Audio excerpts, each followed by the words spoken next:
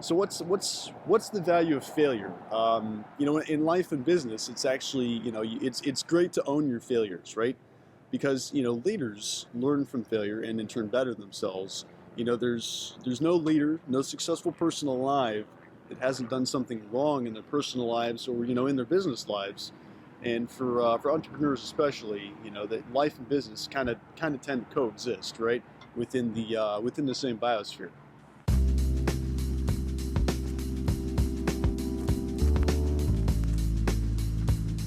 I believe it was in David Green's, more than a hobby.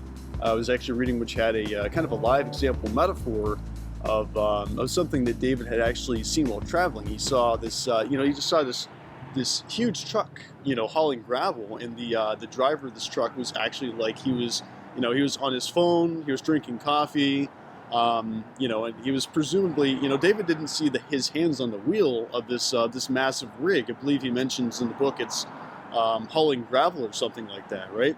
But he's driving this massive vehicle, right? And he's not using his hands. Presumably, he's driving with his knees.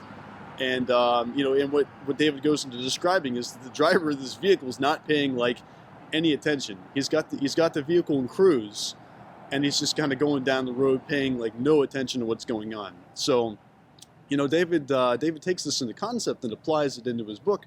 When discussing where life is, you're going through life as a driver of an enormous vehicle, right?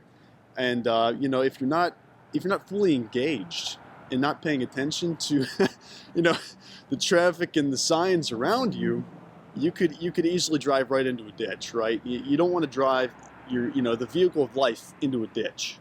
So what's interesting about David Green is the fact that he's basically turned his craft store idea into, he's really made his mark on the American economic landscape. I mean, to be perfectly honest, considering that, his craft store enterprise started out as a picture frame business with his wife. Just a small little, mom and pop shop turned into this like just huge American enterprise. It's just astonishing what he's done with his business, right? Well, one of the best things I've ever done in my career that's put me in a similar level as others is really just to up. I mean, hiccups they're just a crucial part, in owning your own business and creating your own value and understanding, who you are. Like self-awareness, that's a key factor in how I believe it's Gary Vaynerchuk actually teaches people. When you screw up, you learn. The ideal screw up is one that you can spot ahead of time, and when you have that aha moment, right? Not the kind where you ignore your gut feeling, and when you've got the gut feeling, it's great. Listen to your gut, because when you ignore your gut feeling and do something that's which ends up in costing you a ton of money, a ton of capital, reaping your resource, just taking things away from you. When you end up doing things that cost you a lot, I mean, you're going to end up dishing out apologies like drinks at a rave, right? Now, if you're afraid to screw up, you won't be prepared to win. Your ego is also a very important part of owning your failures. You have to remember that, the more you go, the more you hustle, the more you just put the grind in, right? The more you're really getting out there, you're just tripping along the way. You make those trips along the way, but owning those failures and learning from them is an important part of self-awareness and just owning your own. People with refined and polished egos are extremely humble, and they know how to navigate common business failures, and by strategizing, to bypass ones that are just down the road. So after having watched the movie Lincoln, which was based around Lincoln's fight with Congress, or I guess negotiation with Congress to pass the 13th Amendment, I was kind of curious to examine Lincoln's track record, which was really interesting overall. Lincoln had one of the more interesting list of failures that I could actually feel really confident in identifying with. So did you know Lincoln actually failed his government, at his government endeavors for like 29 years before he was elected the 16th president of the U.S., right? He failed for 29 solid years. Just to kind of like condense everything that he failed at doing, he failed twice at owning his own business. He didn't get elected for state legislature, speaker, elector, Congress, I believe it was, Senate, VP at the time. He had a couple of nervous breakdowns, and then on top of all that, his longtime girlfriend died on him, right?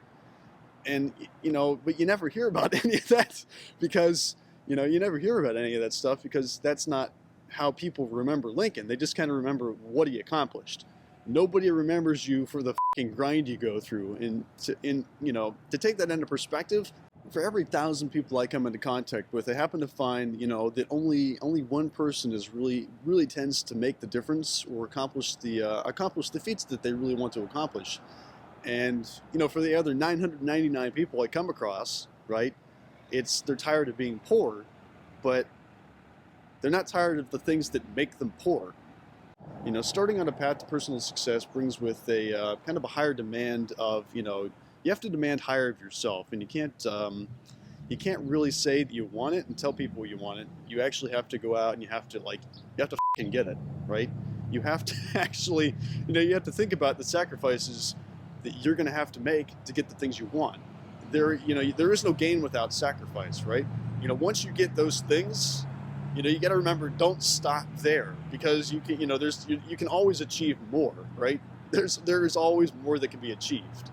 So I was actually listening to Evan Carmichael's Top 10 Tips for Success by James Cameron, the director of Terminator and Avatar, very popular movies, and something that I could identify with 100% is the way that James Cameron identifies with failure. He basically is quoted as saying during one of his interviews, failure and crappy jobs are something you're going to have to go through, right? If you want to be successful, failure and crappy jobs are something you absolutely have to go through, right? And if you don't understand the hardships and learn the valuable lessons from these hardships, then you're never going to progress to the next level, right? So I was actually at an event not too long ago with a guest speaker, leadership coach, Janet Holloway. I think I got all that in there, right? But basically what Janet Holloway basically said is, if you're spending all your time, patching up your business and not enough time, moving forward, right? You gotta be spending more time just moving forward versus patching everything up and, fixing this and plugging up that hole and taping over this and, patching that. But if you're spending all your time doing that with your business instead of just moving forward and fixing it as you go along, then you're going to have this perfect tiny operation that's never expanded because it's spent so much time trying to refine itself on such a micro level that it's never moved to, the macro level because you've never moved forward. You've just spent so much time, making the perfect little operation, right? So I encourage you to do something, move any direction. Any direction can still be, any direction, it could still be forward direction, because if you're not at least trying, then you're not learning. And learning what not to do is as equally valuable as having that that overall aha moment, right? Because your next failure, your next learning experience, the next challenge you overcome, that next aha moment could literally be your breakthrough in business or life, or whatever facet you might apply it to, right?